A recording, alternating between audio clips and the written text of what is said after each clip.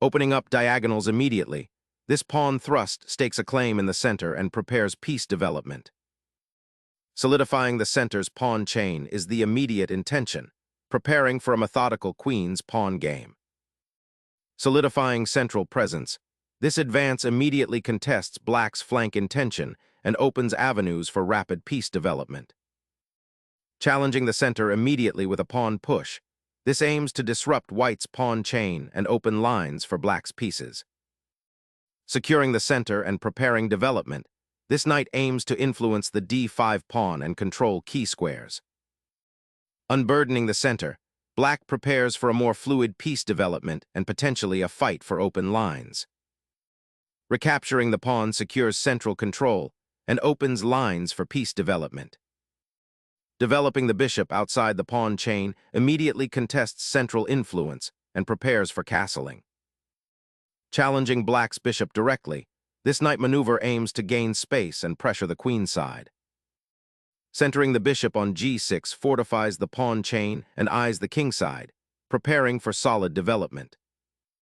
Unleashing a pawn storm on the king side, white aggressively claims more space and prepares for a potential pawn advance, though this immediate territorial grab weakens the light squares around his own monarch. Securing the central pawn and preparing for kingside development, this move establishes a solid pawn structure, aiming to liberate the light-squared bishop. Reinforcing the knight's central presence solidifies white's control over key squares, preparing for potential kingside expansion while keeping options open for pawn breaks. Developing the bishop to the active d6 square aims to neutralize white's kingside pawn majority and prepare for potential. Nf6, challenging white's central control and solidifying black's queenside structure, while also keeping the pawn chain intact. Developing the bishop to its most active diagonal, white eyes potential central breakthroughs and prepares to castle, solidifying the king's safety while simultaneously putting pressure on black's developing pieces and preventing any immediate counterplay on the king side. Initiating development of the knight towards its natural outpost, this maneuver aims to bolster the pawn chain's integrity while preparing for castling, subtly shifting the game's focus towards central control and the kingside's nascent safety. Securing the monarch's safety is paramount, freeing up the rooks for active involvement on the open files that are sure to materialize. Steering the knight towards the kingside offers a pathway to connect pieces and potentially launch an attack, though it temporarily concedes central influence and allows white to develop freely. Safeguarding the monarch by tucking it away on the h1 square is a prudent precaution, preempting any potential latent threats along the open g-file or even the unlikely diagonal penetration from a well-placed black bishop. Developing the queen to c7 aims to connect the rooks and prepare for potential nf6 or c5 pawn pushes, while also adding pressure on the c-file, a common battleground in this Caro-Kann structure. Aggressively seizing central space with the knight, white aims to disrupt black's harmony and potentially create tactical skirmishes on the kingside, while simultaneously preparing a potential queenside expansion or king hunt. Bringing the rook to the d-file initiates a subtle struggle for central control, aiming to dislodge white's knight from its influential e5 outpost. Focusing the queen on the central e-file, this maneuver aims to prepare for potential pawn advances like f5 and to exert pressure on black's kingside if the opportunity arises. Liberating the c8 bishop from its pawn prison is a logical step, though exchanging it now relinquishes white's ability to pressure black's queenside from the flank. While this simplifies the position, it also removes a potential source of dynamic play for black, perhaps paving the way for a more straightforward, albeit less exciting, development. The bishop, having served its purpose of disrupting white's initial kingside setup, now finds itself on a path to an exchange, a decision that will profoundly shape the subsequent pawn structures and piece maneuvering. This exchange might also signal a desire from black to consolidate and prepare for a more defensive posture, anticipating white's active piece play. Reclaiming central space with the knight solidifies white's pawn majority and prepares for future pawn pushes on the kingside, while simultaneously untangling white's own pieces from their somewhat cramped initial setup. Castling now secures the monarch in its new home, a crucial step in black's development, and prepares the king for potential future skirmishes by tucking it away behind a pawn's shield. This placement of the bishop establishes a crucial diagonal, preparing to eye weaknesses on the queen side while simultaneously reinforcing the central pawn structure and connecting the rooks for future action. Initiating a pawn thrust in the center, black aims to disrupt white's knights and potentially open lines for their own pieces, a bold counterstrike in a position that has been developing quietly. This maneuver initiates a battle for central influence, aiming to displace black's knight and potentially open the d-file for further pressure. Black initiates a bold pawn push, challenging the central knight and aiming to break open the position, potentially liberating the queen side. Commentary asterisk. A determined lance forward, black seeks to disrupt white's knight outpost and inject dynamism into a rather quiescent game. This pawn advance, while creating immediate confrontation, carries the inherent risk of weakening the e6 pawn if white is adept at exploiting the ensuing pawn structure. Liberating the d-file for potential assault, this capture reshapes the central landscape by initiating a pawn exchange that clarifies the immediate tactical picture. Reclaiming the central pawn immediately is the most sensible response, solidifying black's pawn structure and preparing to contest the d-file. This maneuver also unblocks the diagonal for the queen, allowing for more dynamic piece play. Asterisk alternative comment, asterisk asterisk. A logical recapture. This move efficiently reestablishes equality in the pawn count while simultaneously opening avenues for counterplay, particularly on the semi-open c-file, which might soon become a battlefield. Another alternative, asterisk.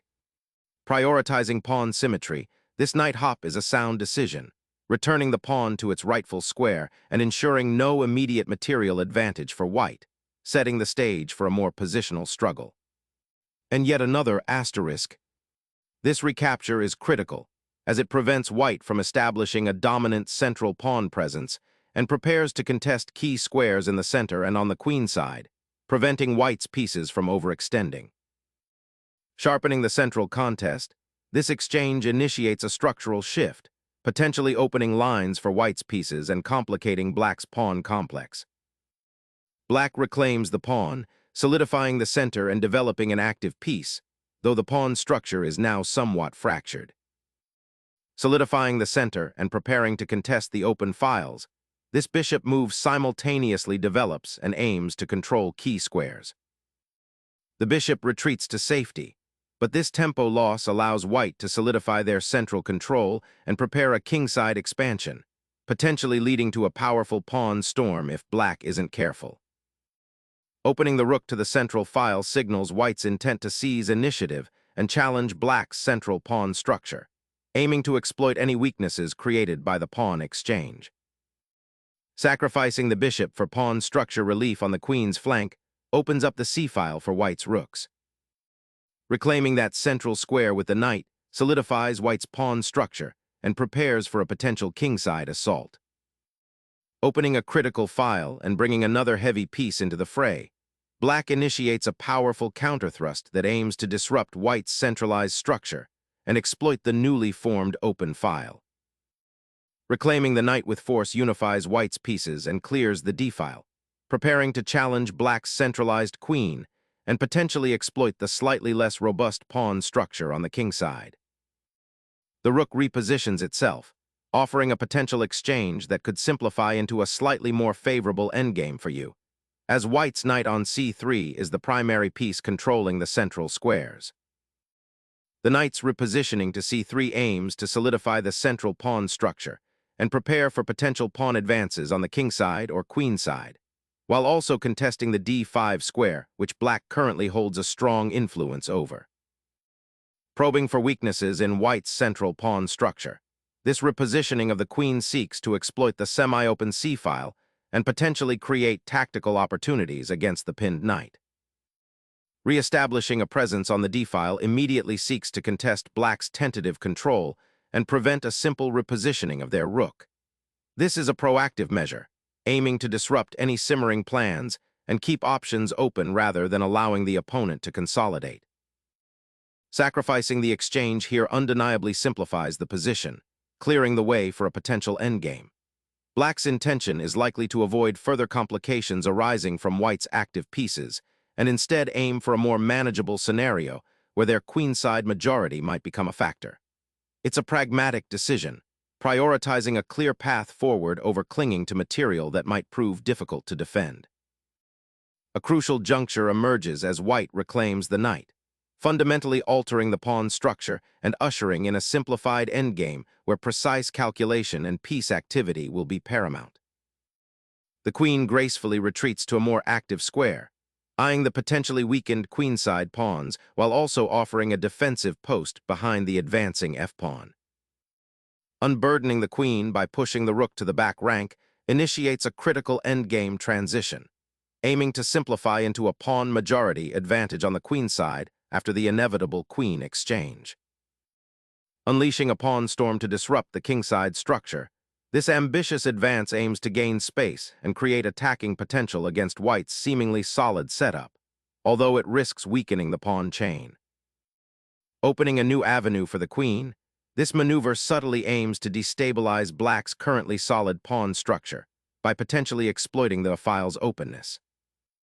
Repositioning the queen to a more active square, this queen now surveys potential invasion routes into White's territory and offers support for advancing pawns on the queen side, preparing to contest the open files as the game transitions towards its endgame phase. Reinforcing the central square and preparing for pawn advancement to either a4 or c4, this knight repositioning aims to solidify White's grip and potentially exploit Black's slightly passive queen placement. Seizing the open d-file is a priority, but the queen's current placement also eyes potential exchanges that could free up Black's piece coordination. Trading queens here, White neutralizes Black's active queen and steers the game toward an endgame where the extra pawn might eventually prove decisive, simplifying the complex positional landscape after a long series of exchanges. Entering this endgame after the queen trade opens up the knight's potential, offering a chance to improve its position from the previous central square.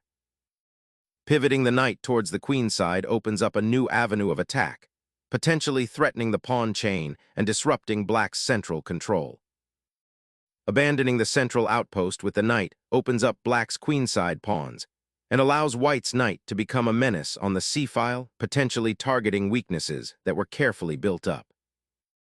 Unlocking the d6 outpost immediately cramps Black's bishop and prepares to dominate the central files. Repositioning the knight to e3 creates an immediate tactical skirmish, challenging White's central control and offering a potential exchange that could simplify the board further, though it neglects the vulnerable kingside pawn structure. Solidifying the pawn structure ahead of the knight presents a more robust defense against further incursions, aiming to achieve a stable blockade. Opening up a new front of activity, this knight maneuvers into a more central and active position, disrupting White's pawn structure and potentially creating threats on the queen side. Capturing the b7 pawn initiates a tactical skirmish where White aims to exploit Black's slightly loose pawn structure and potentially create a passed pawn. This aggressive pawn grab introduces immediate complications, forcing Black to carefully consider whether to defend the pawn or pursue an active counterplay, which could lead to an interesting endgame where White might have a material advantage if Black isn't precise. The knight's journey to the kingside, specifically targeting the f4 square, is a bold attempt to disrupt White's control and create active counterplay. By occupying this central out-of-the-way square, Black's knight aims to stir up trouble, potentially forcing concessions or opening new lines of attack against White's pawn structure. This maneuver signifies Black's intent to transform a passive position into something more dynamic, even if it involves immediate tactical risks.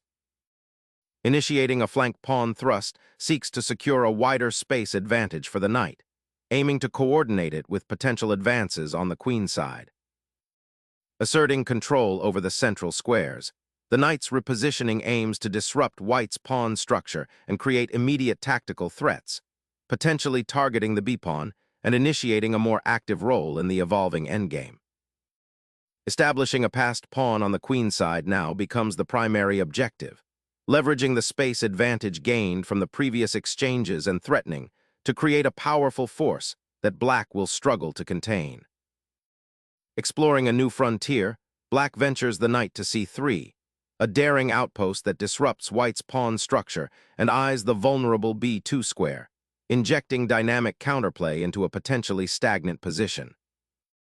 Circling the pawn with the knight, white aims to dislodge the advanced black knight, opening possibilities for pawn advances on the queen side. Capturing the pawn on a4 looks tempting, but it risks isolating your knight and potentially creating a passed pawn for white on the queen side if you're not careful about its future safety. Clearing the way for the knight to penetrate deeper into enemy territory, this maneuver forces black to decide how to deal with the looming threats on the queen side. Recognizing the open avenues, the king ventures forward to reclaim central space, eyeing opportunities to solidify its position amidst the encroaching enemy pawns and prepare for any potential advances. Seizing the initiative, this maneuver directly targets the vulnerable pawn on a7, creating immediate pressure and forcing black to react defensively. The king finally seeks a more active role, stepping out from behind the pawn chain to influence the central squares and potentially support a renewed push on the queen side. The knight lands in a wonderfully active square, launching a potent threat against the black king while simultaneously securing a vital outpost. Hoping to disrupt white's consolidating knight, this move brings black's monarch into a precarious central position, potentially setting up a discovered attack or creating defensive liabilities as the game simplifies into an endgame.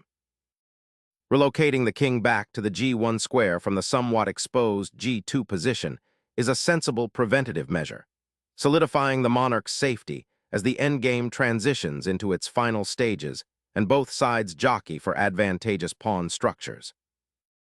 The king's central presence now demands a defensive posture. f6 aims to solidify the pawn shield and prepare for potential pawn advances, though it slightly weakens the e6 square. Gaining momentum on the king side by consolidating forces, this maneuver prepares for a potential pawn push, aiming to disrupt black's relatively passive setup. Centralizing the king to initiate pawn advances while bolstering its own defenses. The king's journey towards the center is a hallmark of modern endgame play, a strategic pivot designed to transform it from a vulnerable target into an active participant in the battle for territory and pawn propulsion. By stepping into the fray, the king not only aims to support its remaining pawns, but also to restrict black's piece activity, particularly the knight's potential for disruption. This maneuver signals a clear intention to create a passed pawn, a decisive advantage in this balanced, yet subtly shifting material configuration. A calculated repositioning, seeking to exploit the isolated nature of black's central pawns and secure a more active outpost on the queen side. Securing the passed pawn's advance becomes paramount, though the knight's maneuver to d8 certainly prepares for future threats and potential piece exchanges, subtly reinforcing the king side. Circling back the knight to b7 is a clever maneuver, aiming to occupy a more active square and prepare a potential foray into black's territory, possibly targeting the vulnerable pawns on the queen side. The knight retreats to the relative safety of the 7th rank, repositioning to potentially support an advance of the pawn while keeping an eye on the king side. Navigating the nascent endgame, the knight begins a circuitous journey towards the queen side, aiming to exploit the pawn structure after the recent exchanges and perhaps find purchase on the vulnerable c6 square or pressure any isolated pawns that might emerge. The knight's repositioning to c3 aims to contest control of the central squares and potentially launch a counterattack on white's queenside pawns. Pushing the king forward now, aiming to support the advancing pawn chain and potentially activate it in the endgame. Capturing the pawn opens lines for the rook to potentially swing over to the king side, but it also allows white's knight to find a more active square in the center. Activating the king into the center is paramount as the endgame consolidates, aiming to contest key squares and support the advancing pawns on the queen side. The king's safety is paramount, and this check forces white's monarch into a more vulnerable square, potentially setting up future threats. This king move seeks to secure the pawn on b5 and prepare for a potential attack on black's isolated pawn on c3, while also bringing the monarch into a more active central role as the pieces dwindle. The king tentatively steps forward, seeking to rejoin the fray from its sheltered corner after a prolonged period of inactivity, aiming to participate in the unfolding endgame battle. This knight repositions to a more central outpost, aiming to restrict black's advanced pawns and potentially support a further pawn push. The knight's journey to c8 seeks to regroup and potentially find an outpost on the queen side, though it momentarily concedes space and allows white's king to become more active. Snatching that knight with tempo drastically simplifies the pawn structure and forces the black king into a more exposed central position. The black king, having ventured far from its castled sanctuary, now finds itself in the path of a deadly knight check. White's knight is poised to deliver a significant blow, forcing a difficult decision for black, as the king's safety is paramount in this endgame scenario. The knight's forcing advance disrupts black's consolidating pawn structure and forces a response, potentially opening lines for white's remaining pieces and creating opportunities to exploit the weakened kingside. The king abandons its defensive square, venturing into a more active, yet potentially exposed, position to support the advancing pawns in the coming fight for territory. King's pursuit now intensifies as the knight lands on a pivotal square, forcing the black monarch into a more exposed position. Relocating the monarch to this central square invites potential harassment down the open files, a stark contrast to the safety previously afforded by castling.